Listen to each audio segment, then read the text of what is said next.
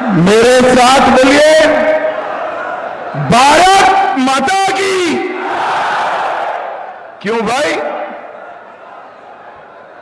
क्या हो गया है आप लोगों की आवाज को?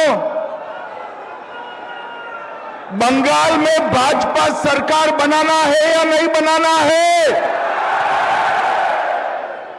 तृणमूल कांग्रेस को उखाड़ कर फेंकना है या नहीं फेंकना है?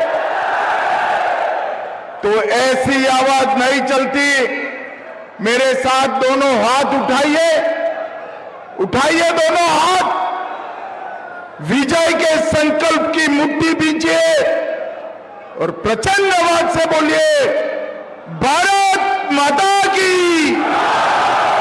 वंदे वंदे, जय श्री राम, जय जय श्री राम।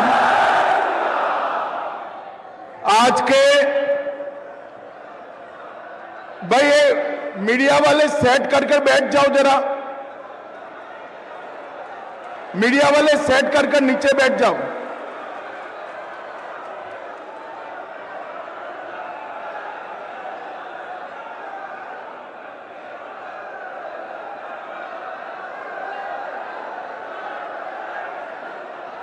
अरे बैठते हैं यार, आप लोग मत कहिए, चिंता मत करो। दादा बैठ जाओ जरा, बोलो भारत माता की। आज के इस विशाल कार्यकर्ता समागम में मेरे साथ मंच पर उपस्थित पश्चिम बंगाल भारतीय जनता पार्टी के अध्यक्ष और मेरे मित्र श्री समीक भट्टाचार्य जी, भारतीय जनता पार्टी के वरिष्ठ नेता, पश्चिम बंगाल विधानसभा में विपक्ष के नेता, हम सबके प्रिय सरकार में मंत्री श्रीमान शांतनु ठाकुर जी, बहन देबश्री चौधरी जी, श्रीमती लोकेट चटर्जी जी, श्रीमती तनुजा चक्रवर्ती, बैरकपुर के भूतपूर्व सांसद अर्जुन सिंह,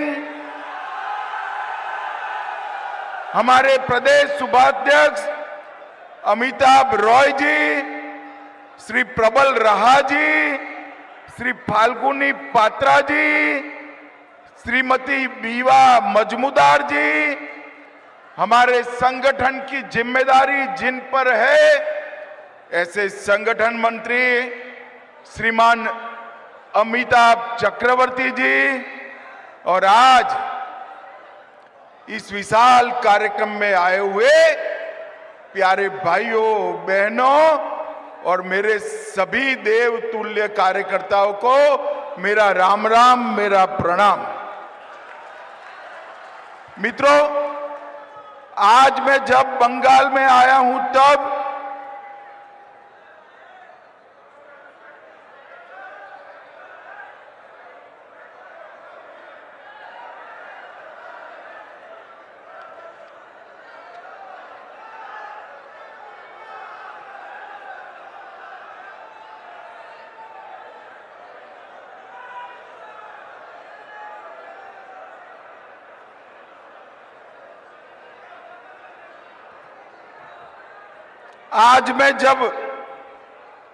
इस विशाल कार्यकर्ता सम्मेलन में आया हूं तब सबसे पहले आनंदपुर वेयर हाउस में मोमो फैक्ट्री में लगी हुई आग में मारे गए सभी श्रमिकों को श्रद्धांजलि देकर मेरी बात की शुरुआत करना चाहता हूं। ये जो अग्निकांड हुआ है ये कोई एक्सीडेंट नहीं है। जो ये आनंदपुर वेयर हाउस में अग्निकांड हुआ है वो ममता बनर्जी सरकार के भ्रष्टाचार के चलते हुआ है। मैं इसके बारे में बाद में बात करूंगा, मगर मैं शक्ति की भूमि बंगाल को प्रणाम करता हूं। काशीपुर आश्रम, श्री रामकृष्ण सेवा आश्रम, श्री हरिचंद ठाकुर मंदिर और मां बोरो मंदिर की पवित्र माटी को भी प्रणाम कर कर मेरी शुरुआत करता हूं। भाइयों बहनों, ये जो वर्ष है वंदे मातरम का 150वां साल गिरा है। यही बंगाल की महान भूमि के सुपुत्र बंकिम चंद्र चट्टोपाध्याय जी ने अंग्रेजों के खिलाफ आहलेख जगाने के लिए वंदे मातरम की रचना की। और वंदे मातरम की रचना देखते देखते देखते ये गीत आजादी का नारा बन गया। गुरुवर टैगोर ने जब इसको गाया, पूरे भारतवर्ष में आजादी प्राप्त करने वाले सभी लोगों ने वंदे मातरम को आजादी का नारा बनाने का काम किया। और मित्रों, जितने भी लोग आजादी के संघर्ष में शहीद हुए, जितने भी लोग, जो भी शहीद फंदे पर लटका दिया गया, वो सभी के मुंह में अंतिम शब्द था वंदे मातरम। नरेंद्र मोदी जी की सरकार ने वंदे मातरम के 150 साल पूरे देश भर में मनाने का निर्णय किया है। ये फिर से एक बार बंगाल से उठा हुआ वंदे मातरम का नारा कश्मीर से कन्याकुमारी और गुजरात से बंगाल तक पहुंचाने का निर्णय हमारे नेता नरेंद्र मोदी जी ने किया है। नरेंद्र मोदी जी ने किया। मगर विडंबना देखिए, जिस वंदे मातरम का उद्भव बंगाल की माटी से हुआ, बंकिम चंद्र चट्टोपाध्याय ने किया, वो ही वंदे मातरम पर जब पार्लियामेंट में चर्चा हो रही थी, ये ममता बनर्जी के सांसद वंदे मातरम पर चर्चा का विरोध कर रहे थे। मुझे बताओ कार्यकर्ता भाइयों बहनों, वंदे मातरम का विरोध ये बंगाल की भूमि सहन कर सकती है क्या? अरे जोर से बोलिए, कर सकती है क्या? बंगाल के जन जन तक, हर एक मतदाता तक, हर एक नागरिक तक ये संदेश लेकर जाना है कि वोट बैंक की तुष्टीकरण के कारण घुसपैठियों को खुश करने के लिए ममता बनर्जी और तृणमूल कांग्रेस वंदे मातरम का विरोध कर रही है। ममता जी, मैं आपको बता दूं कि वंदे मातरम का विरोध कर कर आप नरेंद्र मोदी जी का विरोध नहीं कर रही। वंदे मातरम का विरोध कर कर आप बंगाल की अस्मिता और भारत के स्वाभिमान का विरोध कर रही है। सभी कार्यकर्ता भाई बहन मुझे बताएं, बंगाल की अस्मिता का विरोध बंगाल की जनता सहन कर सकती है क्या? अरे जोर से बोलो, कर सकती है क्या? मैं आज बंगाल की जनता को अपील करने के लिए आया हूं कि बंगाल की अस्मिता का विरोध करने वाली तृणमूल कांग्रेस को अगले चुनाव में मूल समेत उखाड़ कर फेंक दीजिए और यहां एक राष्ट्रभक्तों की सरकार लाइए। मैंने शुरुआत में कहा,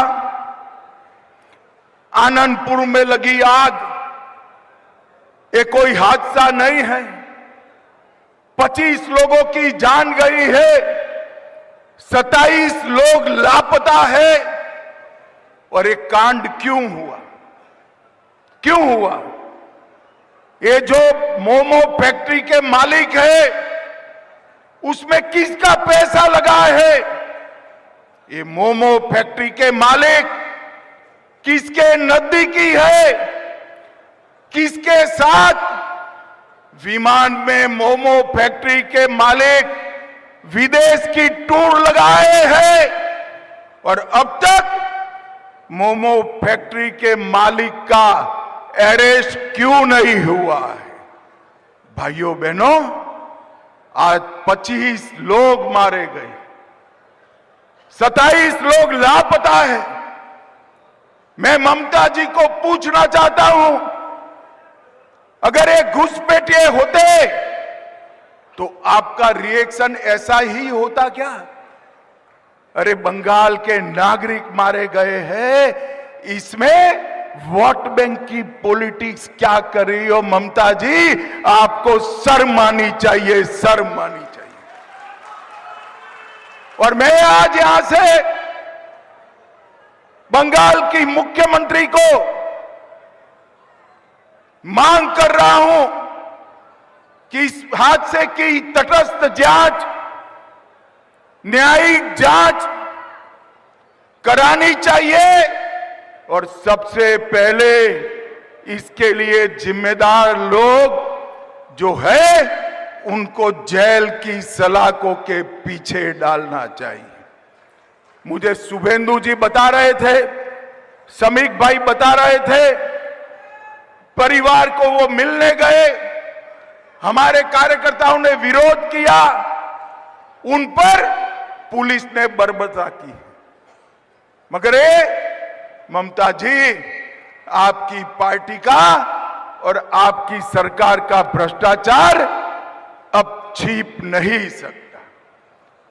आनंदपुर वेयर हाउस का अग्निकांड, ममता जी चीख चीख कर कहता है कि अग्निकांड में आपके लोग शामिल हैं।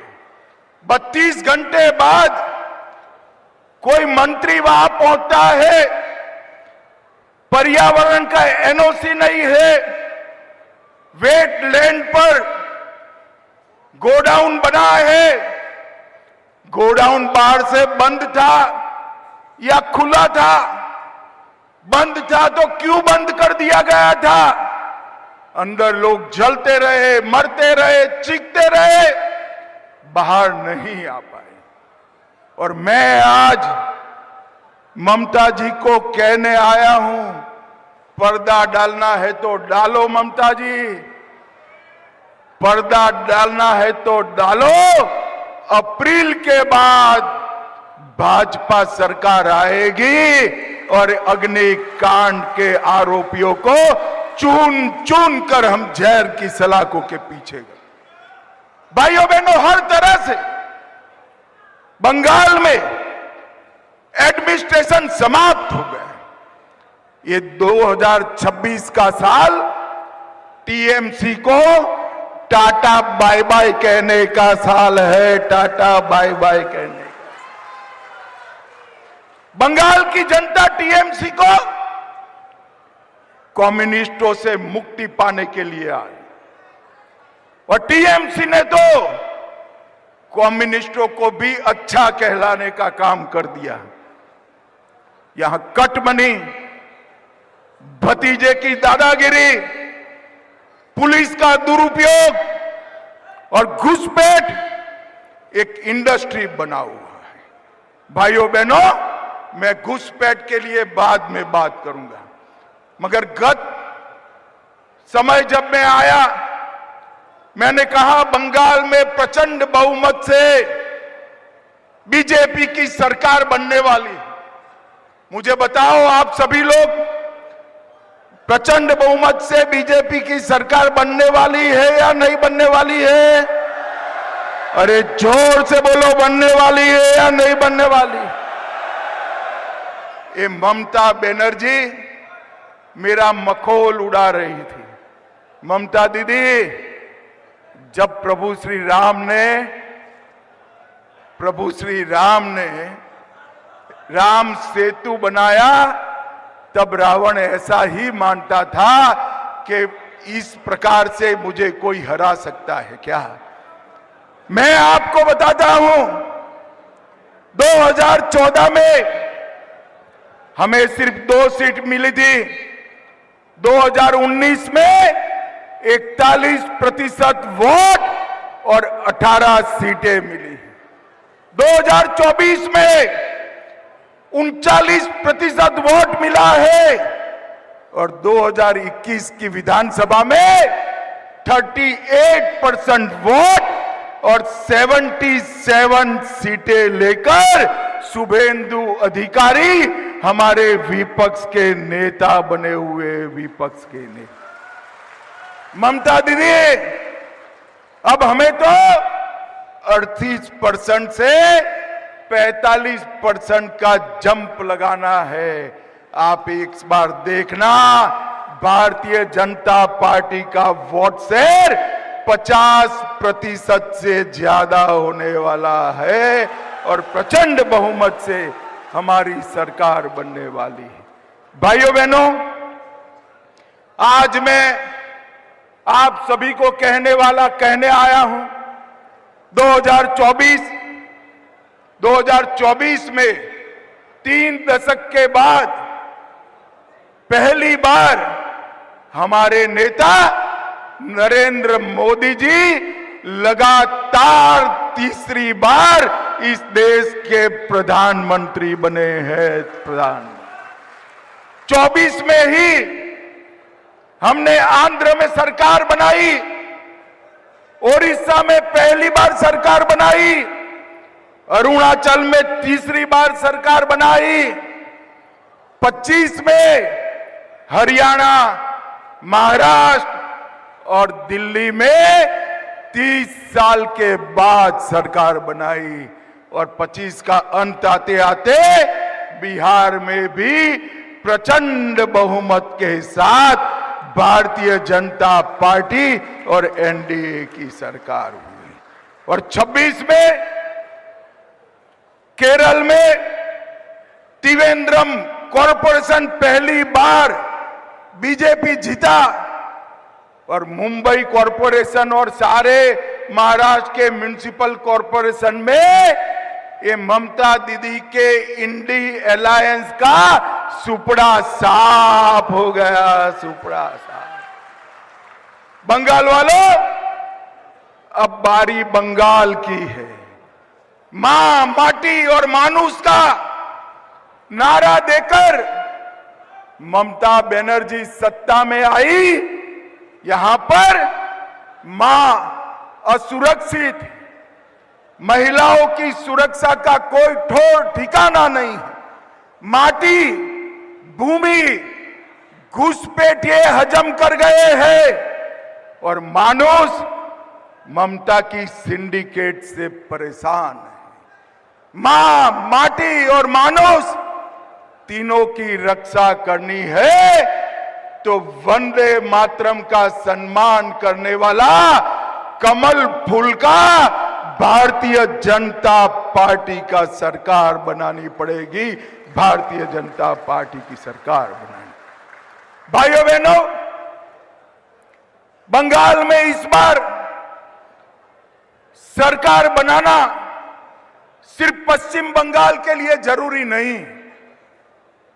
मैं एक कार्यकर्ता सम्मेलन के माध्यम से बंगाल की जनता को कहने आया हूं, पश्चिम बंगाल में जिस तरह से घुसपैठ चल रही है, पश्चिम बंगाल से हो रही घुसपैठियों की ये फौज केवल पश्चिम बंगाल नहीं, पूरे देश के लिए सुरक्षा का एक बहुत बड़ा सवाल बना है। मुझे बताओ कार्यकर्ता भाइयों बहनों, घुसपैठियों को रोकना चाहिए या नहीं रोकना चाहिए? अरे जोर से बोलो, रोकना चाहिए या नहीं रोकना चाहिए? ये ममता दीदी कहती है कि केंद्र सरकार क्या करे। मैंने पार्लियामेंट में जवाब दिया था कि बाड़ लगाने के लिए, फेंसिंग करने के लिए ममता बनर्जी आप हमें जगह नहीं दे रही हो, भूमि नहीं दे रही हो, इसके कारण फेंसिंग पूरी नहीं होती। नदी नाले से, दुर्गम पहाड़ों से जो घुसपैठिए आते हैं उनको आपका पटवारी रोकता नहीं है, आपका पुलिस वाला रोकता नहीं है, और आप यहां से फर्जी डॉक्यूमेंट बनाकर उनको पूरे देश भर में भेज रही है।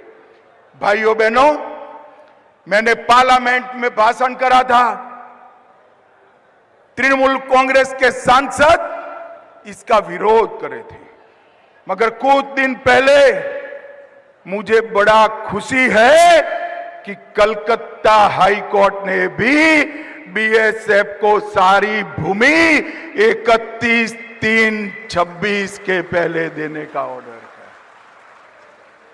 हाई कोर्ट ने स्वीकार करा कि ममता बनर्जी भूमि देने में सहयोग नहीं कर रही, घुसपैठिया रोकने में उनको कोई इंटरेस्ट नहीं। और मित्रों, ये बहुत बड़ा झटका ममता बनर्जी को मिला है, मगर मैं बंगाल की जनता को कहकर जाता हूं, आप ऐसा मत सोचना कि हाई कोर्ट के जजमेंट के बाद भी ममता बनर्जी ये भूमि बीएसएफ को देगी। वो नहीं देगी, क्योंकि उनका वोट बैंक वो घुसपैठिए है, घुसपैठिए।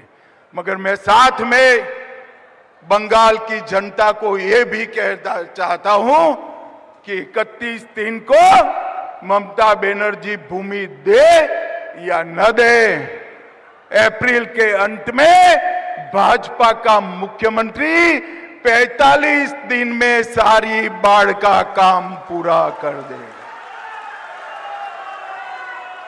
ये हमारा बंगाल की जनता से वादा है और हमने कर दिखाया है।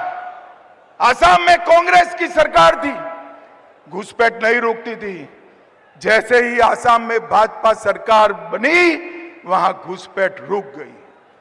गुजरात में भाजपा सरकार है, वहां घुसपैठ नहीं होती। राजस्थान में भाजपा सरकार है, वहां घुसपैठ नहीं होती है।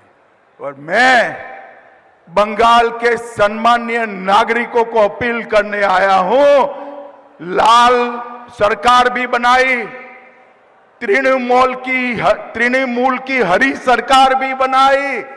एक बार भाजपा के केसरिया को मौका दे दो, हम घुसपैठ को रोक कर बताएंगे। भाइयों बहनों, ममता बनर्जी ये जो हाई कोर्ट का फैसला है, इसको भी नहीं मानने वाली है। भाइयों बहनों, ममता के शासन में करप्शन को ममता बनर्जी ने इंस्टीट्यूशनलाइज करा है, संस्थागत किया है, और ढेर सारे करप्शन के मुद्दे बने हैं। और ममता बनर्जी कहती है कि करप्शन कहां है। ममता बनर्जी को मैं बताना चाहता हूं, कैश फॉर क्वेरी घोटाला, शिक्षक भर्ती घोटाला, एसएससी घोटाला, नगर पालिका नगर निगम भर्ती घोटाला, गाय तस्करी का घोटाला, राशन का घोटाला, मनरेगा का घोटाला, पीएम आवास का घोटाला। ममता बनर्जी जी, हजारों करोड़ का भ्रष्टाचार हुआ है, आपको दिखाई नहीं पड़ता है। ममता जी, इसलिए दिखाई नहीं पड़ता है, भतीजे की मोह का, भतीजे को मुख्यमंत्री बनाने का मोतियाबिंब आपकी आंखों पर हुआ है। बंगाल की जनता मोतिया का ऑपरेशन कर दे, सब दिखाई पड़ेगा। मुझे बताओ कार्यकर्ता भाइयों बहनों, बंगाल में भ्रष्टाचार सारी सीमाएं पार कर गया है या नहीं कर गया है? बंगाल की जनता सिंडिकेट से परेशान है या नहीं है? जनता के विकास का रुपया तृणमूल के गुंडों के हाथ में जाता है या नहीं जाता है? ऐसी सरकार चलनी चाहिए क्या? जोर से बोलो, चलनी चाहिए। भाइयों बहनों, पार्थ चैटर्जी, ज्योति प्रिय मलिक, अनुव्रत मंडल, जीवन कृष्ण साहा, माणिक भट्टाचार्य, अजीत मैती, मदन मित्रा, चंद्रनाथ सिन्हा, परेश पाल, कुंतल घोष, अराबुल इस्लाम, फिरहाद हकीम, शोभन चैटर्जी, कुणाल घोष, ये सारे लोग जेल में गए हैं। मैं आज अरे यार, बाकी का काम सरकार बना दो, अपने आप पूरा हो जाएगा, आप चिंता मत करिए भाई। भाइयों बहनों, आज मैं ममता जी को चैलेंज देकर जाता हूं, आप में अगर हिम्मत है, आप भ्रष्टाचार का विरोध कर रही है, तो इन लोगों को टिकट न देने की हिम्मत करके बताना, टिकट न देने की। वो नहीं कर पाएगी। अगर इन लोगों को टिकट नहीं दिया, अनुव्रत मंडल, पार्थ चैटर्जी, अजीत मैती, मदन मित्रा, कुंतल घोष, हकीम, इनको टिकट नहीं दिया, तो वो भतीजे का नाम उगल देंगे, भतीजे का नाम उगल देंगे। मगर मैं आज बंगाल की जनता को कहकर जाता हूं कि हम भारतीय जनता पार्टी की सरकार बनने के बाद सुप्रीम कोर्ट के एक जज की अध्यक्षता में सारे भ्रष्टाचार की जांच कराएंगे और एक एक करप्ट व्यक्ति को चुन चुनकर जेल में डालने का काम करेंगे। भाइयों बहनों, ये कार्यकर्ता सम्मेलन है। हमारे मोदी जी ने बंगाल के विकास के लिए कोई कसर नहीं छोड़ी है। अभी सुबह ही शुभेंदुदा बता रहे थे, 12 ट्रेनें नहीं दी है और लगभग 10 लाख करोड़ से ज्यादा रुपया, 10 लाख करोड़ से ज्यादा रुपया हमने बंगाल सरकार को दिया है। मुझे बताओ भाई, कुछ आपके गांव में आया है क्या? अरे जोर से बोलो, आया है? और जोर से बोलो, आया है? ये कहां गया? कहां गया ये सारा पैसा जो नरेंद्र मोदी जी भेज रहे हैं? ये तृणमूल कांग्रेस की सिंडिकेट के पेट चढ़ गया है। मैं आपको वादा कर जाता हूं, बंगाल के लोगों को वादा कर जाता हूं, एक भाजपा सरकार बना दीजिए, मोदी जी 1 रुपया भेजेंगे, पूरा का और पूरा रुपया बंगाल के गांव और गरीब तक पहुंचेगा, कोई कटमनी नहीं। भाइयों बहनों, हम सब कार्यकर्ता हैं। बंगाल ने चुनाव के रैगिंग में ममता बनर्जी की पार्टी ने हमारे 60 से ज्यादा कार्यकर्ता मारे गए, सैकड़े लोग घायल हुए, कई लोगों के घर जल गए, कई लोग गलत केस में जेल में बंद है। मैं आज बंगाल भारतीय जनता पार्टी के हर कार्यकर्ता को ये कहने आया हूं, हम सब हमारे जो शहीद हुए हैं वो कार्यकर्ता को याद करें और इस चुनाव में आज से लेकर काउंटिंग तक एक एक पल कमल निशान को समर्पित करे और बंगाल में पहली बार भारतीय जनता पार्टी की सरकार बनाए। श्यामा प्रसाद मुखर्जी जी ने भारतीय जनसंघ की स्थापना की। मुखर्जी जी इसी बंगाल की माटी से निकले, उन्होंने पश्चिम बंगाल को बचाया, वरना पश्चिम बंगाल बांग्लादेश का हिस्सा होता। उन्होंने कश्मीर को बचाया, कश्मीर के लिए जान दे दी। आज श्यामा प्रसाद मुखर्जी की पार्टी देश में 21 राज्यों में सरकार बना चुकी है, मगर मैं आपको बताता हूं, मुझे 21 राज्यों से कोई संतोष नहीं है। पूरा देश भर का कार्यकर्ता और हमारे नेता नरेंद्र मोदी संतोष के साथ तभी मुस्कुराएंगे जब 22वां राज्य मेरा बंगाल हो जाएगा तब। और यही श्रद्धांजलि होना चाहिए हमारे कार्यकर्ताओं की शहीदगी की, यही कार्यांजलि होना चाहिए हमारे कार्यकर्ताओं के परिवारों को, और यही श्रद्धांजलि होना चाहिए महान श्यामा प्रसाद मुखर्जी जी को। और ये करने की जिम्मेदारी हम सब की है। बंगाल में वंदे मातरम के 150वें साल में वंदे मातरम के स्पिरिट को देश भर में पहुंचाने वाली भारतीय जनता पार्टी की सरकार बने, ये हम सबका लक्ष्य होना।